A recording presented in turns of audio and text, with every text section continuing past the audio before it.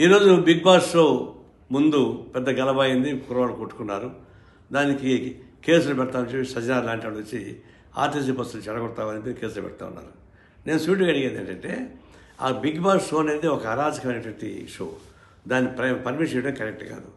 దానిలో ఏదైనా ప్రైజ్ వచ్చిందని చెప్పేసి ఆ ప్రైజ్ వస్తే వాళ్ళు కొట్లాడుకున్నారని, దాన్ని బస్సులు పగలు కొట్టారని చెప్పేసి ఈ సజ్జనార్ కేసు పెడుతున్నారు. నేను సూటిగా అడుగుతున్నా, మీరు సైబర్ కమిషనర్గా ఉన్నప్పుడు నేనే వచ్చి ఈ బిగ్ బాస్ అనేది ఒక క్రైమ్, ఇది దాని మీద యాక్షన్ తీసుకోవడానికి పెడితే 3 రోజులు పెట్టుకొని నేను చేయలేను, మీరు కోర్టుకు పోండి అన్నారు. నేను కింది కోర్టుకు పోతే కింది కోర్టులు కొట్టేసి పై కోర్టుకు పోమన్నారు. పై కోర్టుకు పోతే జిల్లా కోర్టు, రాష్ట్ర కోర్టుకు పోమన్నారు.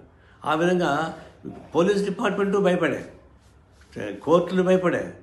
బిగ్ బాస్ అంత ఆదర్శమైనది అది అసాంఘికమైన కార్యక్రమం జరుగుతుంది. దానిలో నీచాత్యమైన కార్యక్రమాలు జరుగుతున్నాయి.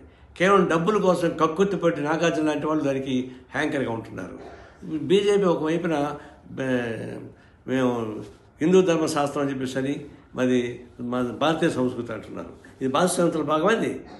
పాశ్చాత్య దేశాల నుండి తీసుకొని మనకి పెట్టి ఈడ ఒక 100 మందిని తీసుకెళ్ళి ఒక ఇంట్లో పడేసి అది వ్యవసాయ పంపకం తయారు చేసి దానిలో వచ్చిన గొడవలు చూసుకొని చేస్తున్నారు. ఇప్పుడు ఏంటంటే ఒక రైతు బట్టను తీసుకొచ్చారు, అది ఒక 40 లక్షల రూపాయలు ప్రైజ్ ఇచ్చారు.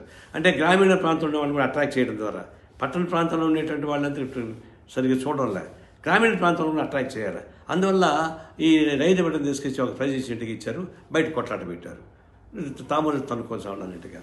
ఇది దీనికి అంతా కారణం బిగ్ బాస్ షో చేసేటువంటి నాటకం. గ్రామీణ ప్రాంతంలోని ప్రజానీకాన్ని కూడా వ్యూవర్స్గా తీసుకోవడానికి కలిసి కొట్టదప్ప కొట్టు కానీ కాదు. దీన్ని తక్షణం బ్యాన్ చేయించి కోరుతా ఉన్నా.